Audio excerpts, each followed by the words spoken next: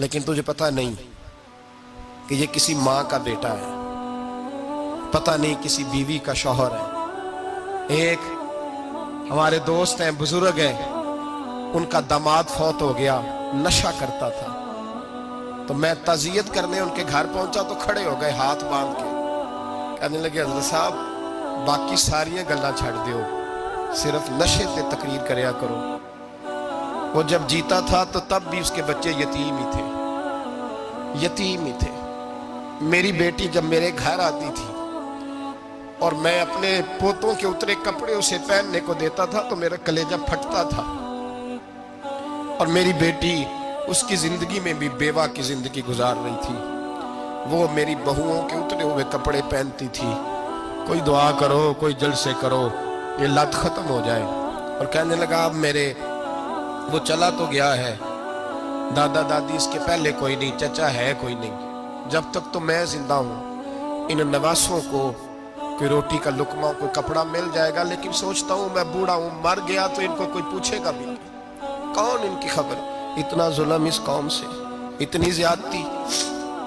और आराम से लिख कर लोग गुजर गए कि ये 70 लाख है, इनका दर्द तो समझो, तकलीफ तो समझो। 7 फुट का सोना जवान और नशे का आदी है तो किसी नाली में पड़ा हुआ है। और मैंने कहा उस कौम के साथ इससे बड़ा भयानक मजाक क्या होगा। कोई दानिशवर था बड़ा जालिम, उस जालिम से कोई मशवरा लेने आया, उसने आके कहा तू बड़ा जालिम है, बड़े कड़वे मशवरे देता है, मेरा एक दुश्मन है, मैं उससे बदला लेना चाहता हूँ, मेरा दिल करता है उसका बच्चा कत्ल कर दूं ताकि वो तड़पे। तो जालिम ने कहा उसे कत्ल न कर, वो तो उसका बाप 2-4 महीने रो के चुप कर जाएगा। फिर मैं सख्त सजा देना चाहता हूं, मशवरा दे। तो उसने कहा उसके बच्चे को नशे पे लगा दे, जिसका बच्चा नशा करेगा वो बाप रोज मरेगा, रोज जिएगा, वो माँ रोज मरे जिएगी, नशे पे लगा दे। इस कौम के साथ सबसे बड़ा जुल्म ये हुआ कि मिल्लत का जवान नशे पे लग गया, ड्रग्स पे लग गया। इतने तबाह हालात हुए कि जवान चढ़ती जवानियां, अम्मा ने किताब दे के भेजा था और कॉलेज से वापस आए तो नशे के टीके हाथों में पकड़े हुए, टीके। और आपके इस मुल्क के इस्लामाबाद में एक मीडिया ने वो खबर भी वायरल की और वो चीज भी दिखाई लोगों को। 3 महीने का बच्चा लेके नशई सड़क पे आ गया, उसने कहा मेरा नशा खत्म हो गया, मेरा बच्चा खरीद लो, 2 पुड़ियां दे दो।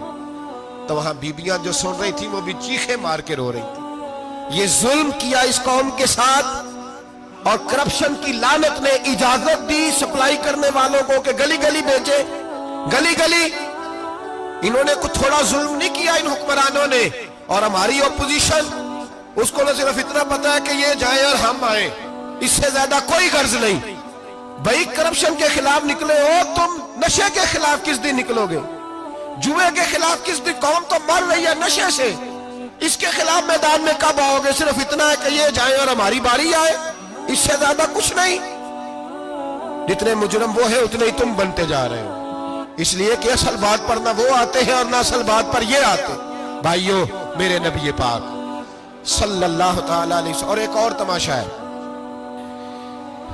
ये मेरे पे अल्लाह का ये एहसान रहा, इसलिए नहीं कि मैं परहेजगार आदमी हूं, नेक हूं, इसलिए नहीं, वैसे ही अल्लाह बाज़ औक़ात असबाब बनाता है, सबब बनाता है। मुझे ना शराब के रंग का पता है, ना उसकी खुशबू का पता है, ना मैंने कभी जिंदगी में देखी है। ये करम है मेरे हज़रत साहब का, मैंने नहीं देखी, मुझे नहीं पता कैसी होती है। कुछ बातें मैंने सुनी है। एक महफिल में मैं बैठा था मजलिस में, तो एक शख्स ने कहा खांसी नहीं जाती बच्चे की, दूसरा उसको मशवरा दे रहा है, खांसी नहीं जाती, बड़ी दवाई, देसी भी फलां भी बड़ी खाई, मशवरा दिया उसको कि तू इस तरह कर, इसको ना शराब के 2-4 चमचे पिलाओ। कहते हैं जी इसको ना ये पिलाओ तो सही हो जाएगी। तो मैंने पलट के उसकी तरफ देखा, मैंने कहा कोई अकल कर, क्या मशवरा कर? मौलाना मेरा तजर्बा है। मैंने कहा तेरा तजर्बा अफजल है या रसूलुल्लाह का फरमान ज्यादा अफजल है? तेरा तजर्बा अफजल है। हजरत उम्मे सलमा रज़ी अल्लाह तआला अन्हा कहती है मैंने अर्ज की या रसूल अल्लाह सल्लल्लाहु अलैहि वसल्लम, मेरी बच्ची बड़ी बीमार है, तो मुझे किसी ने कहा है ये थोड़ी सी नशे वाली चीज है, ये बना के तैयार करके दो, सही हो जाएगी। बीमार है बच्ची तो ये नशे वाली चीज है, इसको तैयार करके दो, थोड़ा नशा है। اگرچہ بعض میں نے شروع میں کہا بعض لوگ مریض کو سخت مریض کو ایسی ادویات جو مجبوری بن جائے اس کی گنجائش اور اجازت دیتے ہیں. محتاط علماء تو اس میں بھی بہت ساری چیزیں پہلے بیان کرتے ہیں لیکن اس نے کہا جی نرا نشہ دینا ہے شفا کے لیے. حضرت ام سلمہ کہتی ہے میرے نبی پاک نے میری طرف دیکھا میری طرف تو میں نے کہا یا رسول اللہ آپ کیا فرمانا چاہ رہے ہیں؟ تو نبی پاک نے فرمایا ام سلمہ کبھی ناپاک چیز میں بھی شفا ہوئی ہے کبھی ناپاک چیز میں بھی کبھی شراب اور خمر میں بھی شفا ہو سکتی ہے. شفا رب کریم نے رکھی ہے پر شہد کے اندر رکھی ہوئی ہے. شفا اللہ نے رکھی ہے قرآن مجید میں رکھی ہوئی ہے.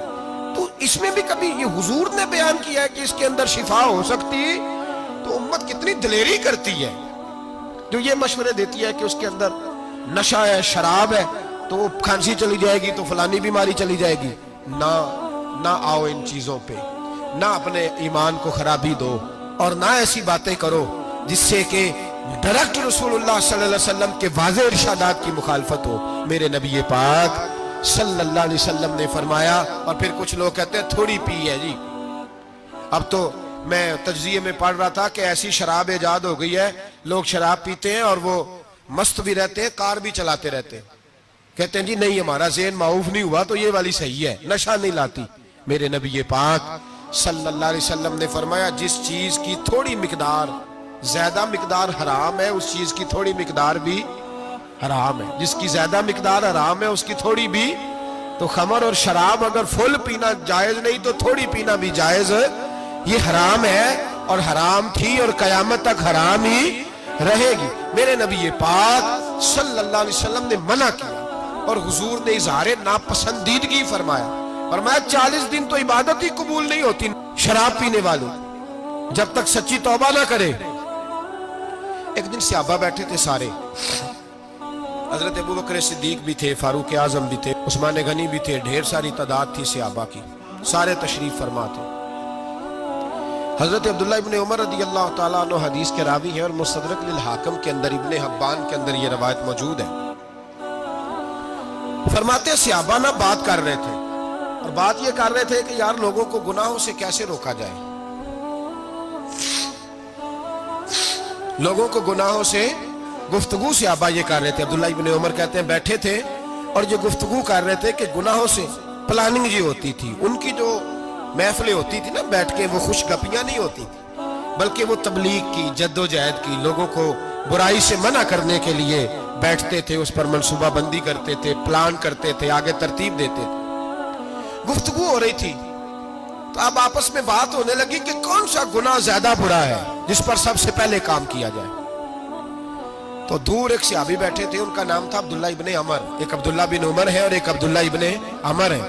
حضرت عبداللہ ابن عمر دور بیٹھے تھے بڑے سمجھدار سیانے باریک بین آدمی تھے.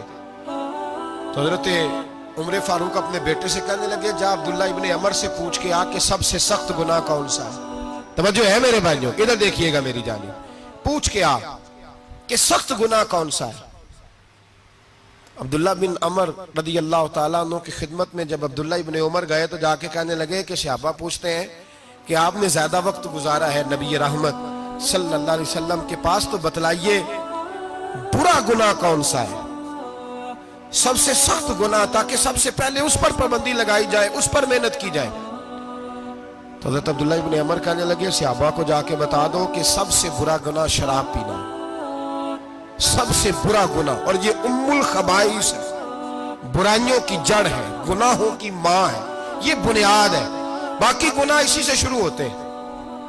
کہتے ہیں میں نے آ کے بتایا تو حضرت ابو بکر صدیق رضی اللہ تعالیٰ عنہ سیدنا فاروق اعظم کہنے لگے خود جاتے ہیں ان کے پاس خود جاتے ہیں چونکہ ہم نے بات سننی ہے ہم خود جاتے ہیں اور ان سے جا کر کے سوال کرتے ہیں کہ اگر آپ کو اس تفصیل کا پتہ ہے نا تو اس کے پیچھے بھی کوئی تفصیل ہوگی جو میرے نبی پاک نے بیان کی ہوگی صلی اللہ تعالی علیہ وسلم. اس تفصیل کا بھی آپ کو پتہ ہوگا جو نبی پاک نے بیان کی ہوگی اس بات کے پیچھے جو بیک گراؤنڈ ہے جو پس منظر ہے. فرماتے ہیں کہ ہم اٹھے عبداللہ ابن عمر کے پاس گئے ان سے جا کے پوچھا کہ جناب آپ نے یہ تو فرمایا ہے شراب ام الخبائث ہے تو اس کے پیچھے پس منظر کیا ہے. تو عبداللہ ابن عمر کہنے لگے یہ میں نے اپنے پاس سے نہیں کہا یہ میں نے نبی پاک سے سنا ہوا ہے. حضور سید عالم صلی اللہ علیہ وسلم بیٹھے تھے تو حضور نے فرمایا شراب یہ نشہ یہ برائیوں کی ماں ہے. اور پھر حضور نے ایک مثال بیان فرمائی. نبی رحمت علیہ السلام نے فرمایا بنی اسرائیل کا ایک واقعہ ہے. ایک خوبصورت جوان تھا, ایک عورت کا دل آ گیا اس پر.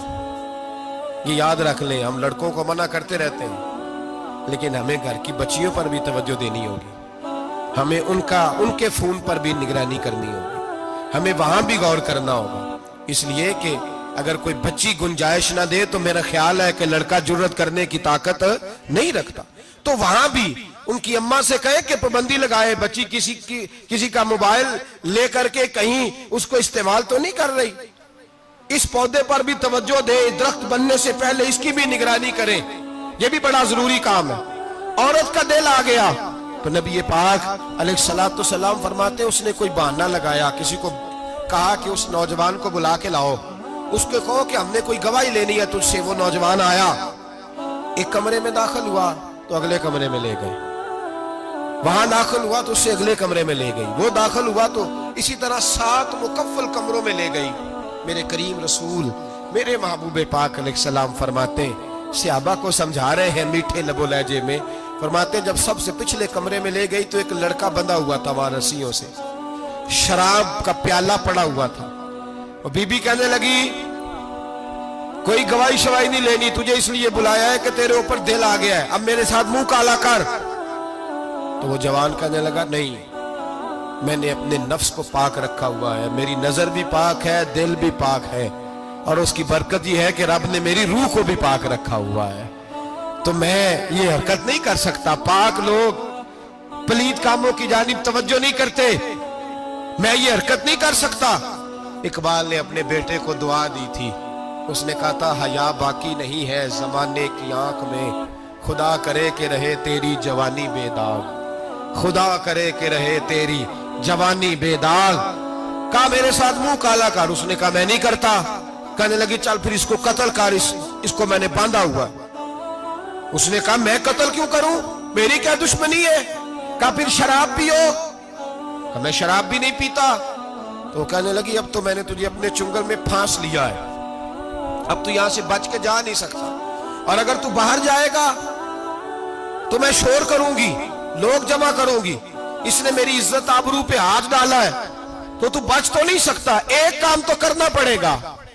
محبوب فرماتے اس نوجوان نے سوچا کہ زنا بھی بہت بڑا جرم ہے, قتل بھی بہت بڑا گناہ ہے, چلو اب مجبوری ہے تو شراب پی لیتا ہوں. لیکن وہ سمجھا نہ کہ شراب تو بنیاد ہے. اس نے ایک پیالہ جو پیا, کہنے لگا ایک اور دے دو, دوسرا پیا تو کہنے لگا ایک اور دے دو. اب 3 پیالے 3 بوتلیں شراب جو پی چکا تو خماری چڑھ گئی.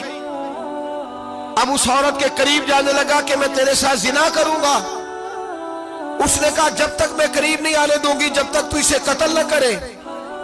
اس نے اسے قتل بھی کیا, زنا بھی کیا. تو محبوب فرمانے لگے یہ قتل اور زنا جو ہوا ہے تو یہ شراب کی وجہ سے ہوا ہے. گویا شراب وہ جرم ہے جو قتل بھی کرائے گی, جو زنا بھی کرائے گی. اور اگر آپ نشئی کو دیکھیں, اگر آپ شرابی کو دیکھیں تو کیا وہ ڈکیتیاں نہیں کرتا پھرتا, وہ چوریاں نہیں کرتا, وہ اپنی ہی ماں کا زیور نہیں بیچ آتا, وہ اپنی ہی بہن کا پڑا ہوا جہیز نہیں بیچ آتا, وہ اپنے ہی گھر میں ڈاکے نہیں ڈالتا, وہ اللہ کے گھر مسجد میں آ کر کے چوری نہیں کرتا. وہ صرف اس لیے کرتا ہے کہ یہ نشہ, یہ شراب یہ ماں ہے گناہوں کی, یہ جڑ ہے. ملت کے لوگوں یاد رکھو, اس امت اس پاکستان کے ساتھ جہاں بہت سارے ظلم ہوئے وہاں بڑا ظلم یہ ہے کہ بہت بڑا طبقہ جوانوں کا نشے کا عادی ہے.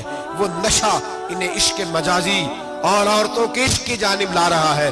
وہ نشہ چوریاں کرا رہا ہے, قتل کرا رہا ہے, ڈکیتیاں کرا رہا ہے. بہت بڑے ظالموں نے بہت بڑے ہاؤس بنائے ہوئے ہیں جن کے اندر شراب فراہم کی جاتی ہے, نشہ دیا جاتا ہے. میں نے تو ایسے لفظ سنے کہ الیکشن کے دنوں میں ووٹ لینے کی خاطر سیاستدان انہیں نشہ فراہم کرتے ہیں, انہیں باندھ کے رکھتے ہیں, روز تمہیں پڑیا ملے گی, ووٹ ہمیں ڈالنا. اتنا ظلم, اتنی زیادتی, اتنا جبر, ایک انسان کے ساتھ کھیلنا. لوٹ آؤ, پکڑو ان کا دامن, اپنے گھروں کو بچاؤ. اپنے دوستوں کو بچاؤ. جاگو جاگو امت کے لوگوں جاگو, میرے نبی پاک صلی اللہ علیہ وسلم کے کلمہ گو لوگوں کو بچاؤ. ان پر اگر سختی کرنی پڑتی ہے تو کرو, پیار کرنا پڑتا ہے تو کرو, محنت کرو, جدوجہد کرو.